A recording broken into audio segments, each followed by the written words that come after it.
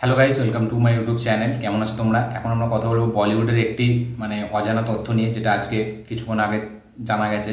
তো সন্দীপ রেড্ডি ভাঙ্গা, ঠিক আছে, যে অ্যানিম্যালের ডিরেক্টর, কবির সিংয়ের ডিরেক্টর, তো সে কবির সিং আর অ্যানিম্যালের, ঠিক আছে, সে ক্রস ওভার করার চেষ্টা করেছিল, ইয়েস, এবং সে ফুল প্ল্যান একটা প্ল্যান করেছিল ফুল প্ল্যান।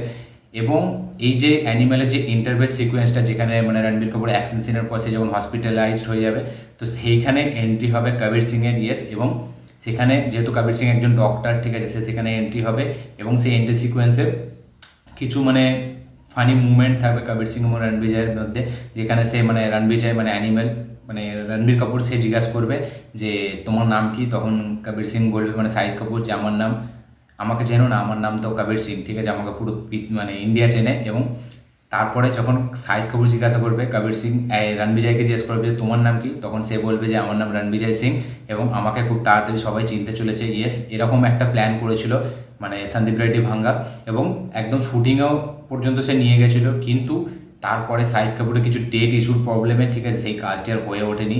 এবং যখন এই কথাটা উঠে এসেছিলো কিছুদিন আগে, যে কবির সিং আর অ্যানিম্যালের যদি ক্রস ওভার একটা করা হয় তাহলে কেমন হতো, তো সন্দীপ রেড্ডি ভাঙ্গা এটা অলরেডি প্ল্যান করেছিল যে এরকম একটা কিছু করবে সে।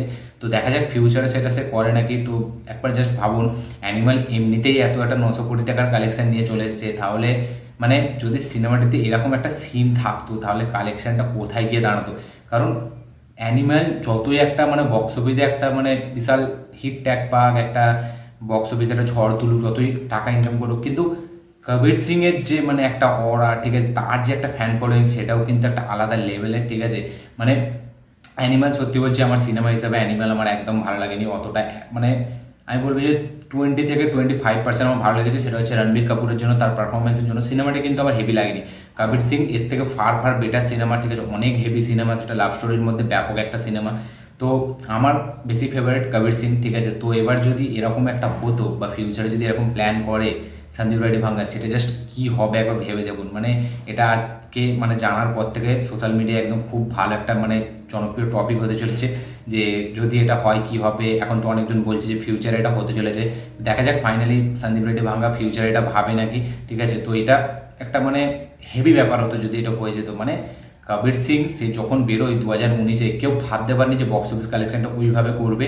এবং কবির সিং ওই বছরের একটা সেন্সেশনাল সিনেমা হয়ে গেছিলো, ঠিক আছে।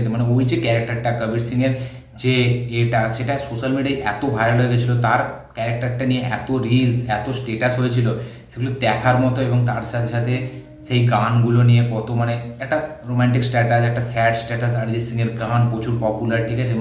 বিশাল একটা জনপ্রিয়তা গেইন করেছিল, ঠিক যেরকম এখন অ্যানিম্যাল করেছে। কিন্তু অ্যানিম্যালে সিনেমা সেরকম বক্স অফিসে হেভি হলো, কিন্তু কবির সিংয়ের সেই এটাকে আমার কোথাও না কোথাও গিয়ে টাচ করতে পারেনি, ঠিক আছে।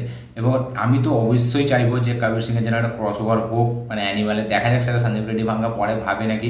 এটা হলে কিন্তু আমি বলবো সত্যি বলছি, সন্দীপ রেড্ডি ভাঙ্গা যদি এটা করে দিত কবির সিং এর সাথে, অ্যানিম্যালের সাথে, এই যে বক্স অফিস কালেকশনটা, সেটা হয়তো কোথাও না কোথাও গিয়ে পাঠানের রেকর্ডও ভেঙে দিতে পারতো।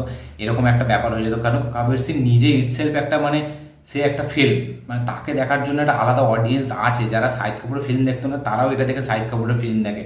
তো সন্দীপ রেড্ডি ভাঙ্গা শাহিদ কাপুরের যে ক্যারেক্টারটা করে দিয়েছিল, বিল্ড করে দিয়েছিল, যে কবির সিং, সেটা জাস্ট পাবলিক ভুলতে পারেনি। তাই জন্য যদি এরকম একটা পরেও একটা ক্রিয়েটিভ মাইন্ড সে ভাবে এরকম, জাস্ট হেভি হবে। এবং এটা হওয়ার কথা ছিল একদম শেষ মুহূর্তে, কিছু ডেট ইস্যুর প্রবলেম এটা হয়নি। আপনারা জাস্ট কমেন্ট করে বলুন যে এটা যদি হতো সেটা কী হতো এবং কোন লেভেলে এটা আগুন করতে। এটাই আমি আপনাদের কাছে জানতে চাই আপনাদের কি বক্তব্য এটা নিয়ে, এবং ফিউচারে কি আপনারা এটা চান নাকি, সেটাও অবশ্যই কমেন্ট করে জানাবেন।